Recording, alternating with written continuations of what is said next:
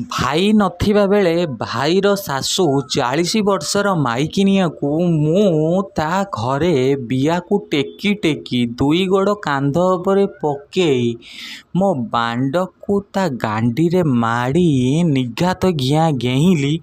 ପୁରା ଘଟଣା ମୁଁ ଆଜି ଆପଣମାନଙ୍କୁ ଏଇ ଭିଡ଼ିଓ ମାଧ୍ୟମରେ ଜଣେଇବି। ମୁଁ ଗୋଟେ ନଙ୍ଗା ଗିଆଁଳିଆ ଟୋକା, ମୋ ଲମ୍ବା ବାଣ୍ଡ ସବୁ ମାଇକିନିଆମାନଙ୍କୁ ପସନ୍ଦ, ଆଉ ମୋ ଟୋକି ଅପେକ୍ଷା ମାଇକିନିଆମାନଙ୍କୁ ଗେଇଁବା ପାଇଁ ବହୁତ ପସନ୍ଦ କରେ। ଆପଣମାନେ ଏଇ ଭିଡ଼ିଓକୁ ଦେଖନ୍ତୁ। 40 ବର୍ଷର ମାଇକିନିଆକୁ ମୁଁ କେମିତି ଆଣ୍ଠେଇ ପେଟେଇ ଗେଇଁଲି ମୁଁ ଆପଣଙ୍କୁ ପୁରା ଭଲ ଭାବରେ ସ୍ପଷ୍ଟ ଭାବରେ ଆପଣଙ୍କୁ ବୁଝେଇବି, ଯାହାକି ଆପଣଙ୍କୁ ଗେଁଆ ଗେଁଇର ମଜା ଅତ୍ୟଧିକ ଦେବ। ଆଉ ମୋ ଭାଇର ହେଉଛି ଶାଶୁ, ଯେଉଁମାନେ 45 ବର୍ଷର ମାଇକିନିଆ, ତାକୁ ଗେଁଇବା କେତେ କଷ୍ଟ ପଡ଼ିଥିଲା ମୋ ପାଇଁ, କେତେ ସହଜ ହେଇଥିଲା ତାକୁ ପଟେଇବା ପାଇଁ ମୁଁ ଆପଣମାନଙ୍କୁ ଜଣେଇବି। ଆପଣମାନେ ଗିଆଁ ଗେଁର ମଜା ନେବେ। ପ୍ରଥମରୁ ନେଇ ଶେଷ ଯାଏ ଭିଡ଼ିଓ ଦେଖନ୍ତୁ, ପୁରା ଭଲ ଭାବରେ ବୁଝିପାରିବେ। ଅଧା ଅଧା ଦେଖିଲେ ଆପଣମାନେ କିଛି ବୁଝିପାରିବେନି। ତ ବିଶେଷ ଡେରି ନ କରି ତ ଚାଲନ୍ତୁ ବନ୍ଧୁଗଣ, ଆଜିର ଗିଆଁ ଗେଇଁ ବିଷୟବସ୍ତୁକୁ ଆମେ ଆରମ୍ଭ କରିବା ବିଶେଷ ଡେରି ନ କରି। ତ ଚାଲ। ମୋ ଭାଇ ନୂଆ ନୂଆ ବାହା ହେଇଥାଏ, ଆଉ ତା'ର ମାଇକିନାଟା ବି ବହୁତ ସୁନ୍ଦର, ଆଉ ତା'ର ଶାଳୀ ନାହିଁ। ମୁଁ କ'ଣ କରିବି, ଶାଳୀ ନାହିଁ ଯେତେବେଳେ ମୁଁ ତ ବାଣ୍ଡ ରାଣ୍ଡୁଆଟା, ମୋତେ ତ ଗିଆଁ ନିହାତି ଦରକାର, ଆଉ ମାଇକିନିଆଙ୍କୁ ବିଆ ନିହାତି ଦରକାର। ମୁଁ କ'ଣ କରିବି କ'ଣ ନାହିଁ ବହୁତ ଚିନ୍ତିତ ଥାଏ। ଘରେ ସମସ୍ତେ ଖୁସି ଥାଆନ୍ତି, ସମସ୍ତେ ହସ ଖେଳରେ ମସ୍ତ ଥାଆନ୍ତି, ହେଲେ ମୁଁ ଗିଆଁ ଗେହିଁରେ ପାଗଳ। ମୋତେ ଘେଇବାକୁ ମିଳୁନଥାଏ। ମୁଁ କ'ଣ କରିବି କ'ଣ ନାହିଁ ମୁଁ ବହୁତ ଚିନ୍ତିତ ଥାଏ। ମୁଁ ଚିନ୍ତିତ ଏତେ ଥାଏ ତା'ର କୌଣସି ସୀମା ନଥାଏ। ତ ଧୀରେ ଧୀରେ ଏମିତି କିଛି ଦିନ ଗଲା ଭିତରେ ଭାଇର ଶାଶୁ ଯିଏ ଥାଏ, ତା'ର ହଜବେଣ୍ଡ ଏକ୍ସପାୟାର କରିଯାଇଥାଏ, ମାନେ ଉପରକୁ ଚାଲି ଯାଇଥାଏ, ସ୍ୱର୍ଗ ପ୍ରାପ୍ତି ହେଇଯାଇଥାଏ। ତ ତାଙ୍କ ଘରେ କେବଳ ତା ଝିଅ ଆଉ ମା ରୁହନ୍ତି। ସେମାନେ ଅତି ଧନୀ ଲୋକ, ମାନେ ପଇସା ପତ୍ରରେ କୌଣସିଥିରେ ହେଳା ନାହିଁ, ଅସୁବିଧା ନାହିଁ। ସେମାନଙ୍କ ତା ହଜବେଣ୍ଡ ତାଙ୍କ ପାଇଁ ଏତେ ଧନ ସମ୍ପତ୍ତି ଛାଡ଼ିକିରି ଯାଇଛି ଯେ କୌଣସି ପଇସା ପତ୍ରରେ ଅସୁବିଧା ନଥାଏ। ହେଲେ କ'ଣ କରିବ, ଯେଉଁ ଖୁସି ମଣିଷକୁ ଦରକାର ସେ ଖୁସି କିଏ ଦେବ? ମୁଁ ଦେବି। କେଉଁଠୁ ପାଇବେ? ମୋଠୁ ପାଇବେ। ଆଉ ତ ମୁଁ ସବୁବେଳେ ହିଁ ହାଜିର ଥାଏ ସମସ୍ତଙ୍କ ଖୁସିରେ। ହେଲେ କ'ଣ କରିବି, ଶାଶୁ ଦେଖିବା ପାଇଁ 1 ନମ୍ବର 40 ବର୍ଷର ସିନା ମାଇକିନିଆ, ସେ 28 ବର୍ଷ ତା ବଡ଼ ଭଉଣୀ ଭଳି ଲାଗୁଥାଏ। ହଁ ଆଜ୍ଞା, ସେ ମାଇକିନିଆ ତା ବଡ଼ ଭଉଣୀ ଭଳି ଲାଗୁଥାଏ। ଯେମିତି ତା ଦୁଧର ଫିଗର, ଯେମିତି ତା ଅଣ୍ଟାର ଫିଗର, ଯେମିତି ତା ଗାଣ୍ଡିର ସାଇଜ୍, ଆପଣମାନେ ଶୁଣିଲେ, ଆପଣମାନେ ଦେଖିଲେ ଆପଣଙ୍କୁ ହଲେଇବାକୁ ପଡ଼ିବନି। ଆପଣଙ୍କ ବାଣ୍ଡରୁ ଅଟୋମେଟିକ୍ ନାଳ ବାହାରି ପଡ଼ିବ। ତା ଗାଣ୍ଡିର କଟିଂ ଦେଖି ମୁଁ ପୁରା ପାଗଳ ହେଇଗଲି। ଗୋଟେ ଏମର୍ଜେନ୍ସି କ'ଣ କାମ ପଡ଼ିଲା, ମୋ ଭାଇ ମୋତେ କହିଲା ତୁ ଯା ତାଙ୍କ ଘରୁ, ସେ ଜିନିଷଟା ତା ମା ଦେବେ, ତାଙ୍କୁ ଆଣିକିରି ଆସିବୁ। ମୁଁ ଯେତେବେଳେ ତାଙ୍କ ଘରକୁ ଗଲି, ତାଙ୍କ ଘରେ କୌଣସି ପୁଅ ନଥିଲେ, ଆଉ ସେ ମାଇକିନିଆ ବହୁତ ଏକଲା ଏକଲା ଥିଲା।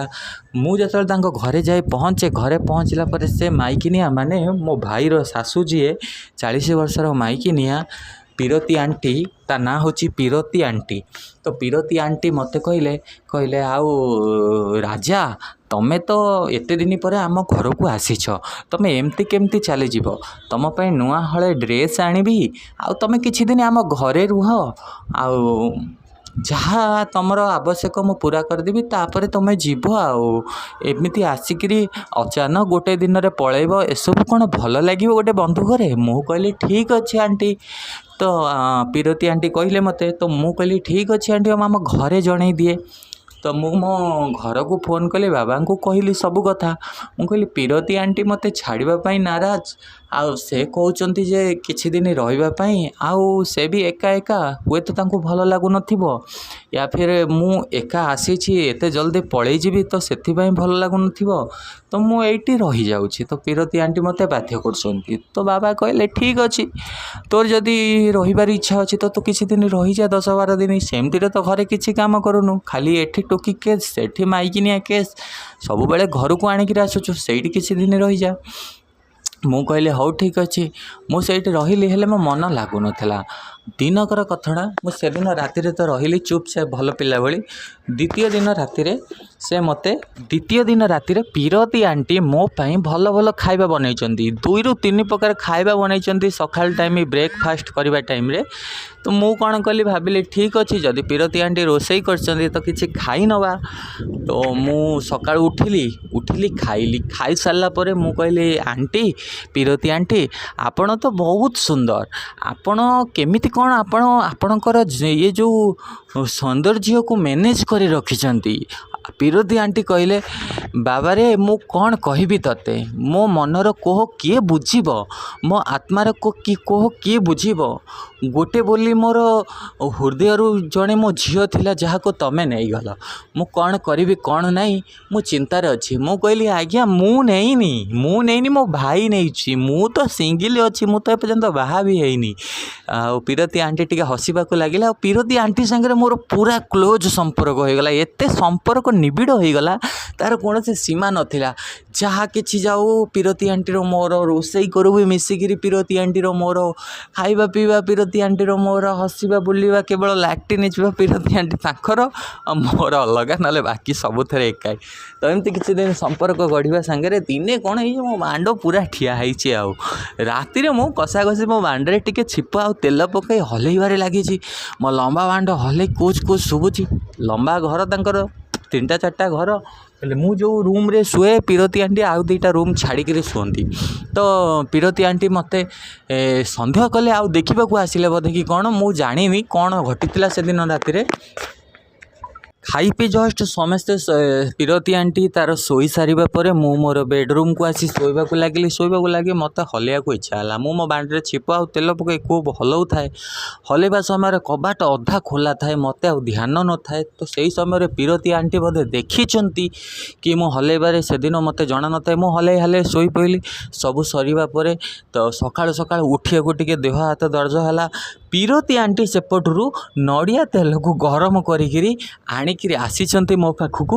କହୁଛନ୍ତି, ଆଉ ରାତି ସାରା ତ ତମେ ଆରେ ପୁରା ମଜା ନେଉଛ, ଆଉ ମୁଁ ତମ ଦେହ ହାତକୁ ଘଷି ଦେଉଛି, ତମ ଦେହ ହାତ ତ ଦର୍ଜ ହୋଇଯାଇଥିବ।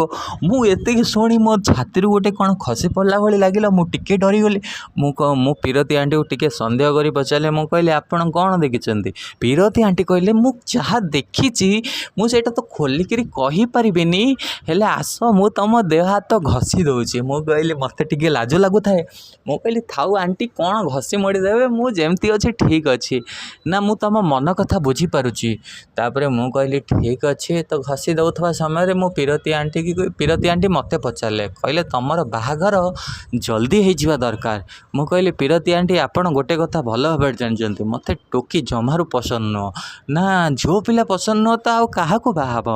ମୁଁ କହିଲି, ପିରତି ଆଣ୍ଟିକୁ ମୁଁ କ'ଣ କଲି ନା, ଅଇନା ଆଗକୁ ନେଇଗଲି। ତାଙ୍କର ଗୋଟେ ଘର ଆଗରେ ଗୋଟେ ବଡ଼ ଅଇନା ଥିଲା।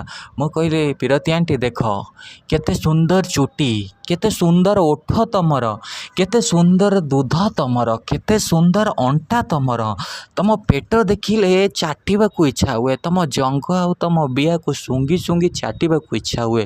ମୋତେ ଏଇଭଳିଆ ଗୋଟେ ମାଇକିନା ଦରକାର, ତାପରେ ମୁଁ ବାହାବି। ପିରତି ଆଣ୍ଟି କହିଲେ, ଥାଉ ରାଜା ଥାଉ, ଆଉ ମୋର ତାରିଫ କରନା, ଆଉ ତାରିଫ କଲେ ମୁଁ ରହିପାରିବିନି। ମୁଁ କହିଲି, ପିରତି ଆଣ୍ଟି ଆଉ ଡେରି କରିବାନି, ଆଜି ରୁମ୍ରେ କେହି ନାହାନ୍ତି, ତମେ ଆଉ ମୁଁ ପୁରା ଲାଇଟ୍ ବନ୍ଦ କରିଦେଲୁ। 2ଟା ବୋଟଲ ମଗେଇକିରି ଅଧା ପିଇଲୁ, ପୁରା ପାର୍ଟି ଏନ୍ଜୟ କଲୁ। ଘରୁ ଫୋନ୍ ଆସୁଥାଏ, ମୁଁ ଫୋନ୍ କାଟିଦେଲି। ମୋ ସାଙ୍ଗର ଫୋନ୍ ଆସୁଥାଏ, ଫୋନ୍ କାଟି ଦେଉଥାଏ, ଏନ୍ଜୟ ଚାଲିଥାଏ। ପିରତି ଆଣ୍ଟି ଟିକେ ନିଶା ପିରତି ଆଣ୍ଟିକୁ ଚଢ଼ିଲା। ମୁଁ କ'ଣ କଲି, ତା ବିଆରେ ଆଙ୍ଗୁଠି ପୁରେଇବାକୁ ଲାଗିଲି। ପିରତି ଆଣ୍ଟି କହୁଥାଏ, ଏସବୁ ଖରାପ ଜିନିଷ ବାବୁ। ମୁଁ କହିଲି, କିଛି ଖରାପ ନାହିଁ, ତମ ଭଳି ସୁନ୍ଦରୀ ମାଇକିନିଆକୁ ମୁଁ ଯଦି ପାଖରେ ପାଇଯାଏ ତ ତମକୁ ବି ଖୁସି କରେଇଦେବି, ଆଉ ମୁଁ ନିଜେ ବି ଖୁସି ହେଇଯିବି। ତ ପିରତି ଆଣ୍ଟିର ଗୋଡ଼ ପାଖରୁ ମୁଁ ଚାଟିକା ଗଲି। ଚାଟିକା ଯିବା ଭିତରେ ତା ବିଆ ଆସିଗଲା। ତା ବିଆରେ ଆଙ୍ଗୁଠି ପୁରେଇ ଚାଟିବାକୁ ଲାଗିଲି। ପିରତି ଆଣ୍ଟି କହିଲେ, ପୁରା ତଳପଟରୁ ତମେ ଆରମ୍ଭ କରିବ ନା କ'ଣ? ତାପରେ ପିରତି ଆଣ୍ଟିର ଦୁଧ 2ଟାକୁ ମାଡ଼ି ବସିଲି।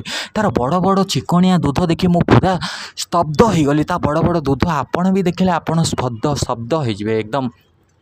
ତା ବଡ଼ ବଡ଼ ଦୁଇଟା ଦୁଧର ଭୁଣ୍ଡିକୁ ମୁଁ ଶୁଙ୍ଘିକିରି ଆଙ୍ଗୁଠିରେ ସଲେଇବାକୁ ଲାଗିଲି। ସଲେଇ ଦୁଇଟା ଭୁଣ୍ଡିକି ମୁଁ ମୋ ପାଟିରେ ପୁରେଇ ଚାଟିବାକୁ ଲାଗିଲି।